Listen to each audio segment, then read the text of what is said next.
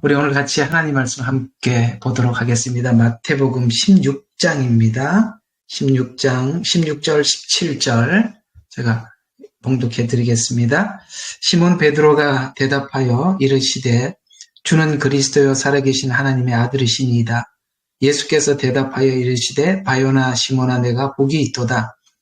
이를 내게 알게 한 이는 혈육이 아니요 하늘에 계신 내 아버지시니라. 조금 더 할게요. 21절부터요.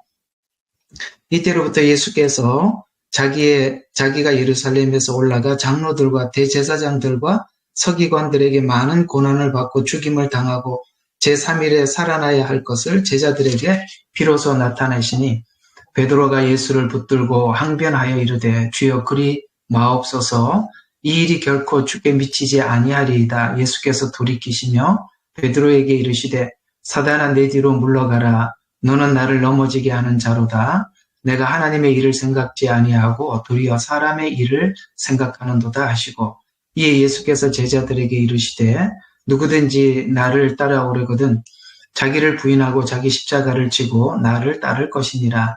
누구든지 제 목숨을 구원코자 하면 잃을 것이요 누구든지 나를 위하여 제 목숨을 잃으면 찾으리라. 아멘. 굉장히 반전이 있는 내용이죠. 16장에 있는 이야기. 아마 우리가 이 자리에 있었더라면 정신이 하나도 없었을 것입니다. 그 질문부터 시작이 됩니다. 사람들이 인자를 누구라고 하더냐라고 질문을 했을 때 사람들의 대답은 요한입니다. 엘리야입니다. 예레미야입니다. 아니면은 선지자 중에 하나가 아닌가라고 당신은 그렇게 생각하고 있습니다. 이렇게 물었습니다. 특별히 베드로에게 질문한 것은 아닌데 너희는 나를 누구라고 하느냐라고 질문을 했을 때 베드로는 주는 그리스도요 살아계신 하나님의 아들입니다. 아주 유명한 대답이지요. 이 굉장한 이 16절에 있는 한 절의 이야기지만 이 내용이 로마서로 표현하자면 아주 길게 설명을 하고 있는 거죠. 예수님이 주가 되신, 그리스도가 되신, 그 다음에 살아계신 하나님의 아들 되심. 특별히 이 하나님의 아들 되심, 이 부분은 요한복음이 설명하느라고 많이 할애를 하고 있죠. 이 짧은 대답 속에 신앙 고백에 완벽한 신앙 고백이 들어가 있습니다. 근데 17절에 예수님께서 이렇게 말씀하시죠. 바요나 시몬아 내가 복이 있도다. 이를 내게 알게 한 이는 혈육이 아니요 하늘에 계신 내 아버지시니라. 아멘. 오늘 이 자리에 예배하러 나오신 여러분들이 오늘 이 16장 16절과 17절의 이 고백이 다만 베드로의 고백이 아니라 우리의 고백이며 사실 우리가 하나님 앞에 이제는 주님이 나의 주시가 되시고 주가 되시고 그리스도가 되시며 살아계신 하나님의 아들입니다라는 믿음을 가지고 있는데 이 믿음은 분명히 우리 실력으로 하나님 앞에 고백한 믿음은 아닐 것입니다. 우리가 처음 주님을 만났던 기억이 생생하겠죠. 그런데 주님을 만났을 때 주님은 당신이 우리 주가 되시고 그리스도가 되시고 더 나아가서 그분이 살아계신 하나님의 아들이시구나라는 이런 고백을 하게 되었던 과거에 어떤 고백이 있었을 것입니다. 근데 그 뒤에 분명히 이렇게 말씀하고 있습니다. 이것은 네가 복이 있도다. 이것을 알게 한 것은 혈육이 아니요 하늘에 계신 내 아버지시니라. 여러분 이 신앙 고백은 분명히 우리 실력으로 한 것은 아니라 하나님께서 우리의 생각과 마음과 길을 열어주셔서 고백하게 된 것입니다. 여기까지는 정말 하나님의 은혜입니다. 기적 중에 가장 큰 기적이 뭘까요? 아마 예수님 안에서 예수님과 하나님 사이에 일어났던 그런 성육신 하시고 그 다음에 우리를 위해서 십자가 지시고 이건 참 놀라운 기적이에요. 창조보다 더 큰 기적이죠. 그런데 우리 개개인에게 가장 큰 기적이 뭐냐면 내가 오늘 이 베드로와 같이 신앙 고백을 하고 예수님을 믿고 있다는 것입니다. 이건 분명히 우리 실력이 아니라고 오늘 하나님께서 그걸 알려주셨다라고 말씀하고 있습니다. 이 고백만 해도 너무 감사한데 예수님은 베드로에게 어떤 약속을 하고 계시죠.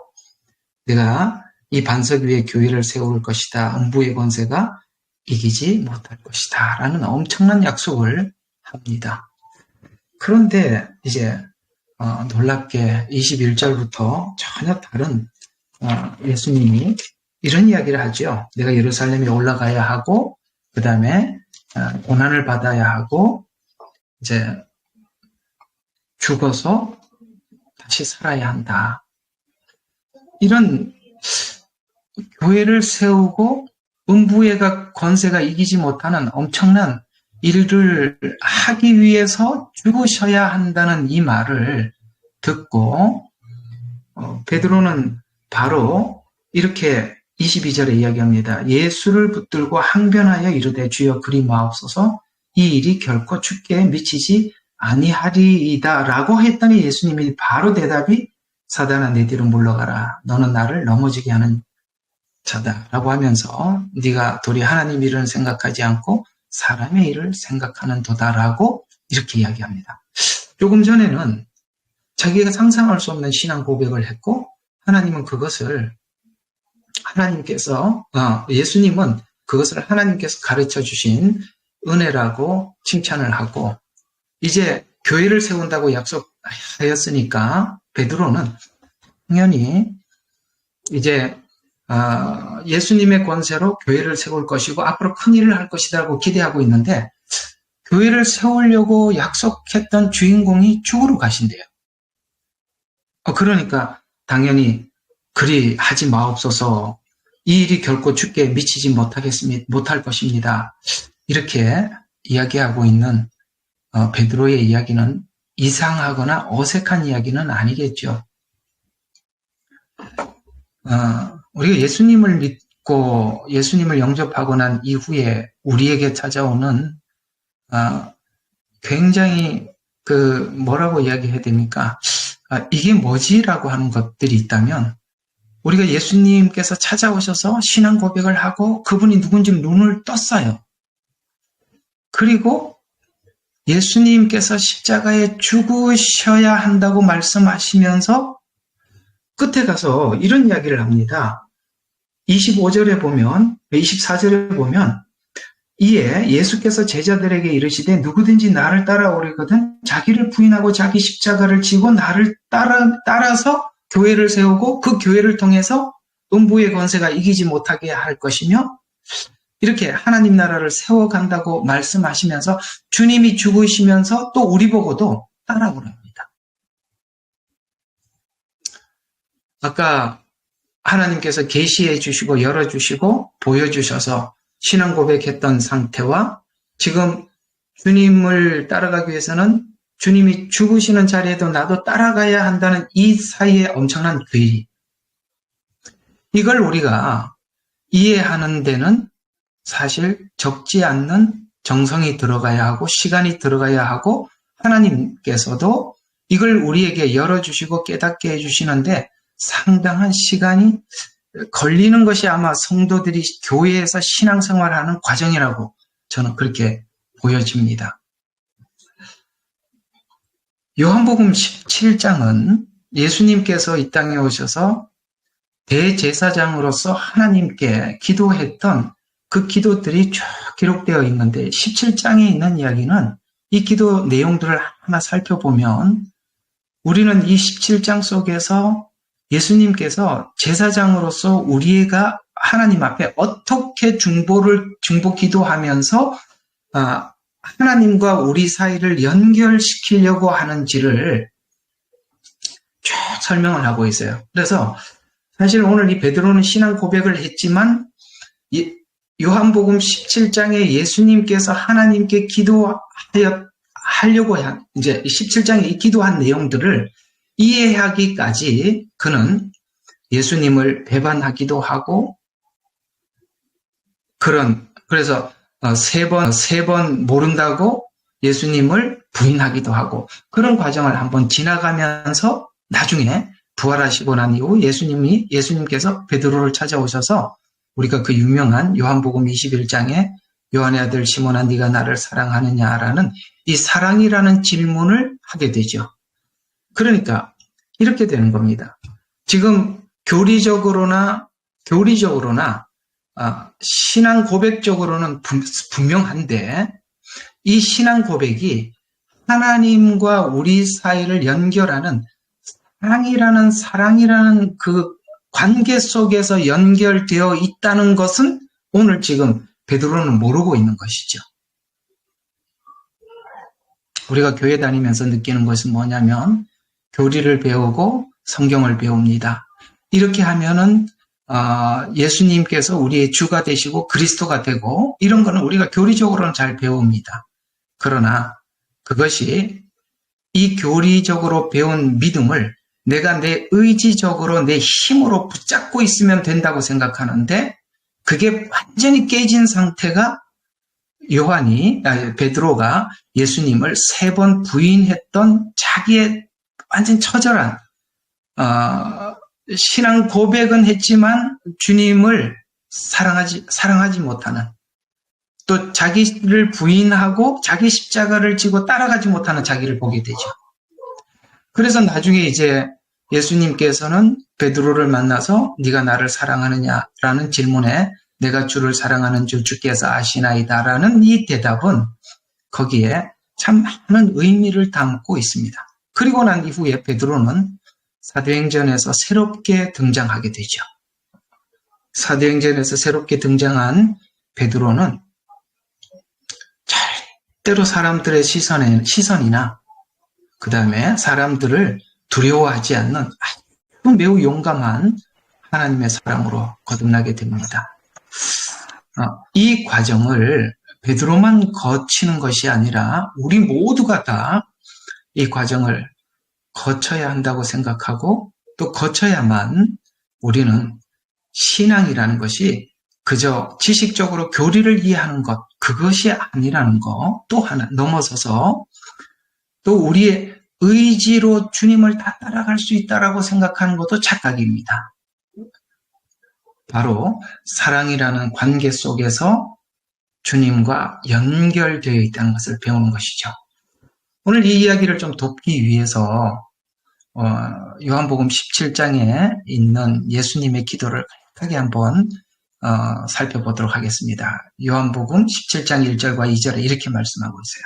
눈을 들어 하늘을 보시며 말씀하시기를 아버지여 그 시간이 왔나이다. 아버지의 아들을 영화롭게 하셔서 아들도 아버지를 영화롭게 하소서. 아버지께서 아들에게 육체 위에 모든 권세를 주신 것은 아들에게 주신 모든 사람에게 영생을 주게 하려 하시니라. 영생은 이것이니 곧 사람들이 유일하시고 참 하나님이신 아버지와 아버지를 보내신 예수 그리스도를 아는 것이라고 이렇게 이야기합니다. 아는 것. 그러니까 아까 그 신앙 고백은 완전했습니다. 그러나 그 안다라는 이 단어는 히브리어로 야다라는 뜻인데 그것은 마치 부부가 침상에서 서로 함께 아는 것, 침대에서 서로 알고 있는 것. 그러니까 예수님이 누구다라고 그냥 바깥에서 그냥 그 외적인 거, 뭐 하나님의 아들이시여, 뭐 이렇게 정도 고백하는 것이 아니라 내가 너를 알고 너가 나를 아는, 그러니까 완전히 아는 관계, 이것이 바로 영생이라고 이야기하고 있습니다. 그러면서 아들을 통해서 아버지를 아는 것, 이것이 영생이다라고 말씀하고 있으면서 요한복음 17장 5절에 보면 예수님은 이제 우리가 하나님을 알 수 있게 하기 위해서 하나님께 이렇게 기도하고 있습니다. 17장 5절 세상이 있기 전에 내가 아버지와 함께 갖고 있던 그 영광으로 이제 나를 아버지와 함께 영화롭게 하여 주소서 하면서 이제 11절에 보면은 이렇게 이야기합니다. 우리처럼 하나가 되게 해 주시옵소서 라고 이렇게 고백하고 있습니다. 우리처럼. 그러니까 예수님과 하나님은 완벽하게 하나였습니다. 어떤 측면에서 하나였냐면 이렇게 보시면 됩니다. 우리가 잘 알고 있는 성경 구절 하나 봅시다. 요한복음 3장 16절이죠. 하나님이 세상을 이처럼 사랑하사 독생자를 주셨으니 이렇게 말씀하고 있습니다. 근데 요한복음에서는 하나님께서 독생자를, 예수님을 우리를 위해서 주셨다고 말씀하고 있는데, 빌립보서에서 보면 예수님께서는 하나님의 그 위치를 버리시고 스스로 이 땅에 오셔서 죽기까지 복종하셔서 십자가에 죽으셨다, 이렇게 말씀하고 있습니다. 그러니까 빌립보서에서는 예수님이 스스로 오셨다고 그렇게 말씀하고 있고, 요한복음에서는 하나님이 아들을 우리를 위해서 주셨다고 말씀하고 있습니다. 이게 무슨 뜻이냐면, 하나님의 마음은 우리를 구원하시는 것입니다. 그런데 그 하나님의 마음을 알고 예수님은 하나님께서 보내셔서가 아니라 스스로 하나님의 마음을 알고 이 땅에 오셨다라는 것입니다. 우리말로 표현하자면, 우리가 하나님께서 요구하시는 어떤 말씀 앞에 하나님께서 강요해서 우리를 이끌어서 복종케 하는 것이 아니라 예수님은 순종하셨다라고 표현하고 있습니다. 바로 이것이 하나님을 하는 것입니다. 여러분과 저의 신앙생활에서 하나님께서 요구하시는 정점이 어디일까요? 바로 하나님께서 우리에게 주신 어떤 말씀 앞에서 우리가 하나님 앞에 스스로 우리 자유의지가 하나님 앞에 반응하는 것입니다. 이것이죠. 마치 예수님께서 하나님께서 인류를 구원하시고자 하는 마음을 예수님께서 스스로 그걸 받아들이셔서 하늘 보좌를 버리시고 스스로 버리시고 이 땅에 오셔서 죽기까지 순종하셔서 우리를 구원하신 것, 그것이 바로 하나님의 소원이셨고 목적이셨습니다. 그걸 하나님이 하라고 해서 강요해서 밀어서 한 것이 아니라 예수님은 스스로 하셨다라고 말씀하고 있습니다. 바로 이 부분, 이것이 바로 우리가 그리스도인들이 추구해야 될 목적지라고 보여집니다. 성경은 우리에게 하나님의 말씀을 순종하기를 원하시고 따르기를 원하시죠. 그것이 그저 복종이라는 관계가 아닌 더더욱 순종이라는 이 관점에서 하나님을 따르기를 원하죠. 우리가 이해가 안 될 때는 복종하기도 합니다. 복종은 상대방을 너무나도 신뢰해서 내가 이해가 안 되더라도 따라가는 것이 복종입니다. 그래서 이해하고 그분의 마음을 알고 따라가는 것, 스스로 가는 것, 순종. 그분을 믿기에 내가 이해는 안 되지만 따라가는 것, 복종. 이것이죠. 바로 이것이 예수님께서 우리에게 보여주신 것입니다. 그래서 26절, 중간 좀 생략하고 26절에 가서 예수님은 이렇게 하나님께 기도하고 있습니다. 아버지께서 나를 사랑하신 그 사랑이 그들 안에 있게 해주시고, 그러니까 또 내가 그들 안에 있게 하려 합니다. 여러분, 구원이 바로 이거라고 이야기하고 있는 것입니다. 구원은 뭐예요? 우리가 예수님 안에 있는 것입니다. 제가 이 방에서 처음 설교할 때 이걸 한번 설교했었어요. 사람들이 성경을 통해서 영생이 있는 줄 알고 자꾸 성경을 보고 있는데, 성경은 영생에 관한 이야기가 아니라 나에 관해서 하신 말씀이라고 말씀하고 있습니다. 그 나는 예수님이십니다. 왜냐하면 예수님 안에 생명도 있고 예수님 안에 영생도 있고 예수님 안에 모든 것이 있는데, 우리가 예수님 안에 들어감으로 인해서 예수님과 하나님은 하나예요. 하나이기 때문에 예수님 안에 들어감으로 인해서 예수님과 하나가 되므로 하나님과 자연스럽게 하나가 되는 것입니다. 이것이 바로 구원이라고 말씀하고 있지요. 그래서 예수님께서 하나님과 하나가 된 안에 있다는 그 증거를 성육신하신, 스스로 오신 것, 그 다음에 죽기까지 순종하시고 복종하신 것, 이것이 하나님 안에 있는 것이다 라고 그의 생애를 통해서 우리에게 말씀하고 있습니다. 그런데 베드로는 지금 그 이야기가 지금 무슨 이야기인지 잘 모르고 있어요. 내가 죽어야 하고 부활해야 한다.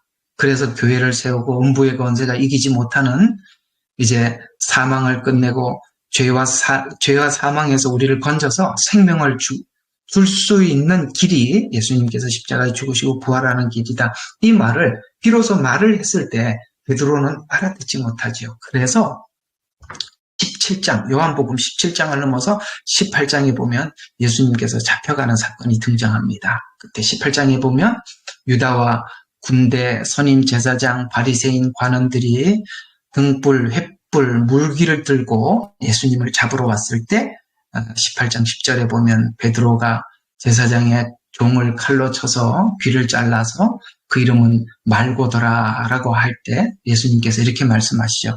그 집에 꽂으라. 아버지께서 내게 주시는 잔을 내가 마시지 않겠느냐고 하더라. 이렇게 말씀하고 있습니다. 그리고 이제 18장 그 후반부 15절부터 27절에 보면은 이제 예수님께서 베드로가 예수님 앞에 3번 부인한 사건이 등장하고 있습니다. 저는 오늘 이 이야기를 통해서 여러분들이 몇 가지 좀 요점을 좀 설명해 드리고 싶어요. 여러분, 우리가 하나님 안에서 예수 그리스도 안에서 영생을 찾고 구원을 얻기 위해서 사람들이 이런저런 방법들을 동원하시는데 교리적으로 선명하고 분명하게 알고 있다고 해서 우리가 주님을 끝까지 따를 수 있는 게 아니라는 것을 이 베드로를 통해서 우리에게 보여주고 있습니다. 여러분, 아는 것과 하나님과 깊이 관계되어 있는 것은 서로 다른 것입니다. 성경을 통해서 하나님을 분명히 정확하게 알 필요는 있습니다. 그거는 참 중요한 겁니다. 주는 그리스도의 살아계신 하나님의 아들입니다라고 정확한 신앙 고백을 하고도 베드로는 예수님의 그 잡혀가신 그 죽음 앞에서 예수님을 부인하고 있는 모습을 우리는 보게 됩니다. 또 내가 십자가에 죽을 것이다 라고 얘기했을 때 베드로는 이렇게 이야기합니다. 주여, 그럴 수 없습니다. 이게 무슨 말입니까? 내가 있는 한 그런 일은 없을 것입니다 라고 결기를 보여주는 거 아니겠습니까? 여러분, 우리가 주님을 따라가는 것도 주님과의 깊은 사랑의 관계가 아니면 우리 의지로 가는 것은 한계가 있는 거예요. 결코 이기심의 한계, 자기 중심의 한계를 벗어날 수가 없습니다. 그래서 우리가 하나님과 사랑이라는 관계 속에서 깊이 연관되어 있지 않으면 성경을 보더라도 자기 중심으로 보는 거예요. 이기적으로 보는 거예요. 자기 중심적으로 보는 거예요.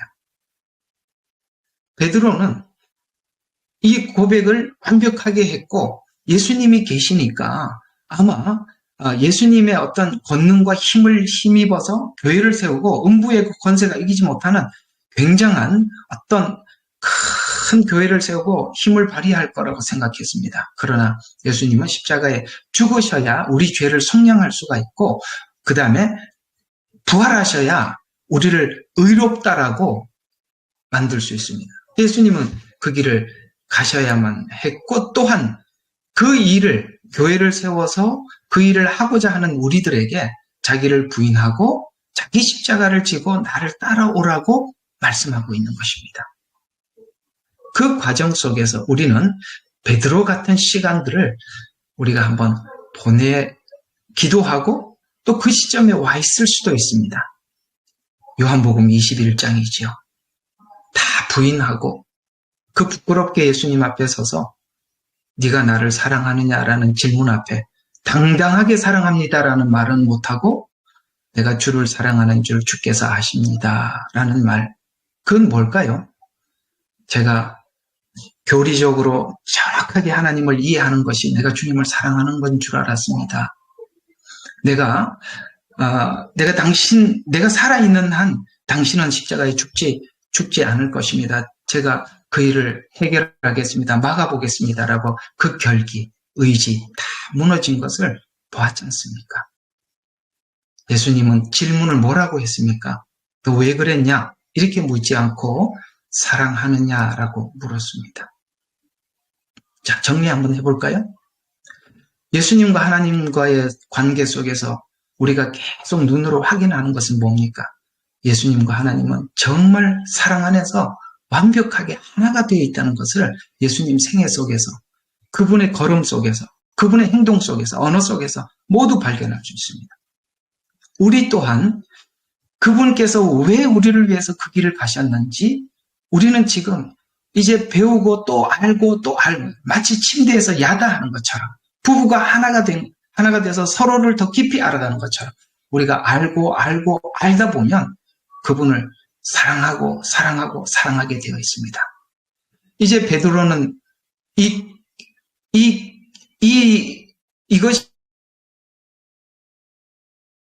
그냥 교리로 그냥 주님을 따르는 것을 넘어서 이거는 사랑이라는 관계 속에서 주님이 우리를 얼마나 사랑하셨는지 그 사랑이라는 관계 속에서 드디어 요한복음 21장에서 확인하게 됩니다.